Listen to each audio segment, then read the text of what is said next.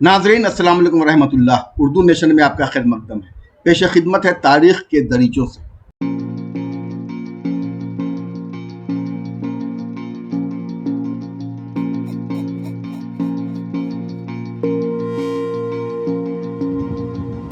दोस्तों, जैसा कि आप देख सकते हैं, हम इस वक्त एक कब्रिस्तान में हैं और आपके सामने एक सुर्ख रंग का मज़ार है जो मुकम्मल तौर पर खंडरात में तब्दील हो चुका है।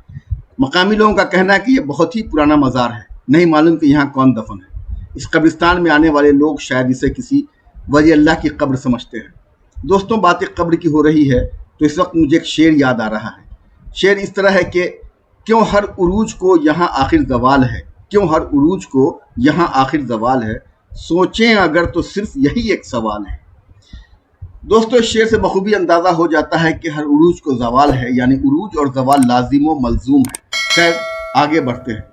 दोस्तों, आपके सामने जो मज़ार है, दरअसल ये किसी सूफी बुजुर्ग का मज़ार नहीं बल्कि एक ज़वाल का शिकार हुए सल्तनत के आखिरी वारिस का मकबरा है।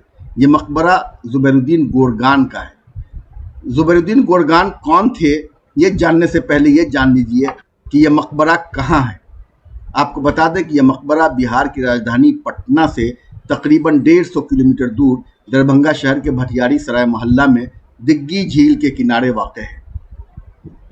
जहाँ तक ज़ुबैरुद्दीन गोरगान का ताल्लुक़ है तो आपको ये जानकर शायद हैरत होगी कि ज़ुबैरुद्दीन गोरगान उस सल्तनत का आखिरी वारिस है जिसकी बुनियाद ज़हीरुद्दीन मोहम्मद बाबर ने डाली थी।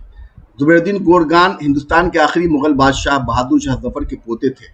बहादुर शाह ज़फ़र अपने बड़े पोते ज़ुबैरुद्दीन गोरगान के नाम का ऐलान बतौर वारिस करना चाहते थे, लेकिन कुदरत को यह मंजूर न था। इस ऐलान से पहले ही मुग़लिया सल्तनत का खात्मा हो गया। इस कब्रिस्तान के अहाते में एक मशहूर सूफी बुजुर्ग हज़रत भीखा शाह सैलानी की दरगाह है। दरगाह से मुत्तसिल एक मस्जिद भी है। मस्जिद के बगल में ही मुग़लिया सल्तनत के आखिरी वारिस की कब्र है। मकामी लोग इस मस्जिद में 5 वक्ता नमाज की अदायगी के लिए आते हैं, लेकिन उन्हें इस कब्र के बारे में कुछ भी नहीं पता। अब सवाल ये पैदा होता है कि जिस मुग़ल शहज़ादे की ताजपोशी दिल्ली के लाल किला में होनी थी, उसकी आखिरी आरामगाह बिहार के दरभंगा में लाल मकबरा कैसे बन गई। दरभंगा के आखिरी महाराजा की पोती कुमुद सिंह बताती हैं कि दरभंगा के महाराजा लक्ष्मेश्वर सिंह ज़ुबैरुद्दीन गोरगान को यहाँ लेकर आए थे और वो यहीं के होकर रह गए। दोस्तों, हम सब जानते हैं कि हिंदुस्तान की पहली जंग आज़ादी बहादुर शाह ज़फ़र की सरपरस्ती में सन 1857 में शुरू हुई थी, जिसे अंग्रेज़ों ने बड़ी ही बेदर्दी से कुचल दिया था, जिसकी वजह से बहादुर शाह ज़फ़र लाल किला छोड़ने पर मजबूर हुए और हुमायूं के मकबरे में पनाह ली। लेकिन बरतानवी जनरल विलियम हडसन ने बहादुर शाह ज़फ़र और उनके बेटे मिर्ज़ा मुग़ल और खिज़र सुल्तान के साथ साथ पोते अबू बकर को हुमायूं के मकबरे से गिरफ्तार कर लिया। अंग्रेज़ों ने जुल्म की तमाम हदें पार करते हुए भूखे शहंशाह के सामने उनके बेटों के कटे हुए सरों को एक तश्त में सजाकर पेश किया। शहजादों की लाशें कोतवाली के सामने लटका दी गईं और कटे हुए सरों को खूनी दरवाजे पर लटका दिया गया। अंग्रेज़ों ने दिल्ली में कत्ल और गारतगिरी का बाजार गर्म कर रखा था। एक दिन में 24 मुग़ल शहजादों को फांसी के तख्ते पर लटका दिया गया। लाल किले में बहादुर शाह ज़फ़र पर एक तरफा मुकदमा चलाकर उन्हें जिला वतन कर दिया गया।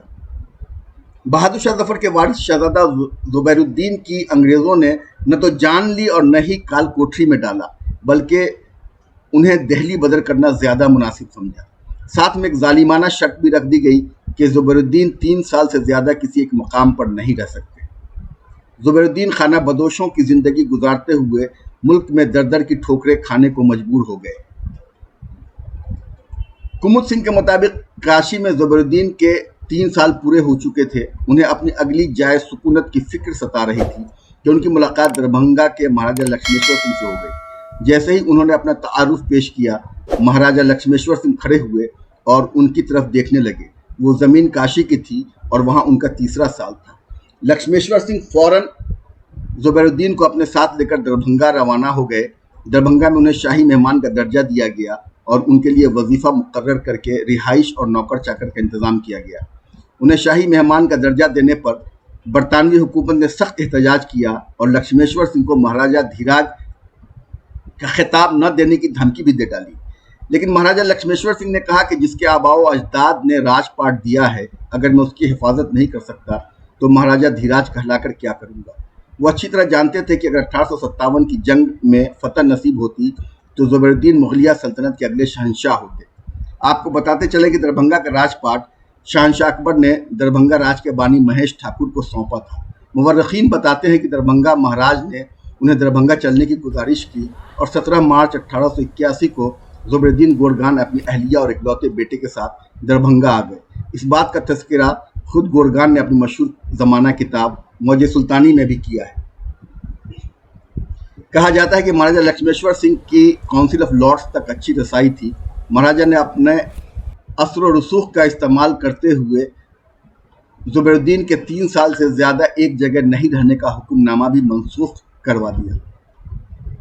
कुमुद सिंह के मुताबिक महाराजा लक्ष्मेश्वर सिंह ने शहर के काजी मोहल्ला में गोरगान के लिए घर और मस्जिद बनवाई थी। आज ये मोहल्ला कठलवारी के नाम से जाना जाता है। सल्तनत जाने और अपने प्यारों को खोने के गम के साथ ज़ुबैरुद्दीन दरभंगा में रहने लगे। दरभंगा में सुकूनत अख्तियार करने के बाद ज़िंदगी मामूल पर आने लगी थी, लेकिन ज़वाल पजीर मुगलिया ख़ानदान के आखिरी वारिस की किस्मत में न तो सुकून था और न ही खुशी। दरअसल दरभंगा आने के चंद साल बाद ही उनके इकलौते बेटे की हैज़ा की वजह से मौत हो गई। शायद ये सदमा उनकी अहलिया बर्दाश्त न कर सकी और चंद माह बाद ही इस दारे फ़ानी से कूच कर गई। अपने बेटे और बीवी की मौत के बाद ज़ुबैरुद्दीन गोरगान बिल्कुल अकेले हो गए और उनका दरभंगा से जी उचट गया। वो दरभंगा से चले जाने की जिद करने लगे, लेकिन महाराजा दरभंगा ने उन्हें तसल्ली देते हुए दरभंगा में ही रहने के लिए मना लिया। ज़ुबैरुद्दीन अपने दादा बहादुर शाह जफ़र की तरह ही एक अच्छे शायर थे। क़याम दरभंगा के दौरान उन्होंने 3 किताबें लिखी। उनकी तसनीफ़ करदा किताबों में चमनिस्तान सुखन, मसनवी दुर्र शहसवार और मौजे सुल्तानी को काफ़ी मकबूलियत हासिल हुई। चमनिस्तान सुखन एक शेरी मजमुआ है, जबकि मसनवी दुर्र शहसवार रज़मिया मजमुआ कलाम है और मौजे सुल्तानी एक तारीख़ी किताब है जिसमें मुल्क की मुख्तलिफ शाही रियासतों के निज़ाम हुकूमत का जिक्र किया गया है।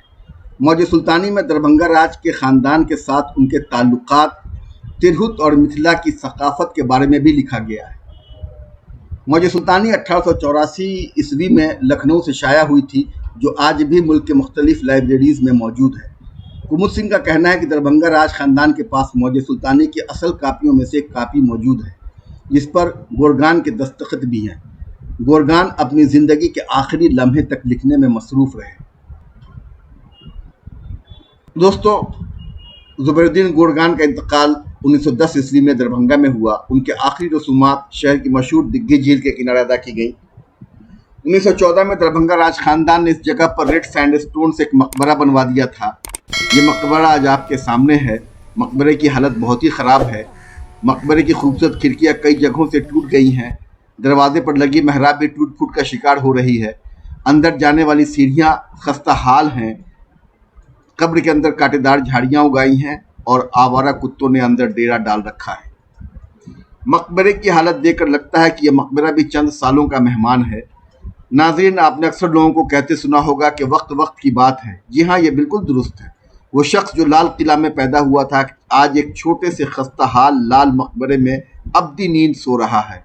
नाज़रीन, अगर मैं ज़वाल पजीर सल्तनत के शहजादे ज़ुबैरुद्दीन गोरगान की दुख भरी ज़िंदगी को चंद अल्फाज में समेटने की कोशिश करूं, तो शायद सिर्फ इतना ही कहना काफ़ी होगा कि थे उसके साथ ज़वाले सफ़र के सब मंज़र, वो दुखते दिल के बहुत संगे मील छोड़ गया। दोस्तों, आज के लिए बस इतना ही। मुझे दीजिए इजाज़त। आपसे फिर मुलाकात होगी उर्दू नेशन के अगले एपिसोड में। तब तक रखिए अपना ख्याल। आदाब।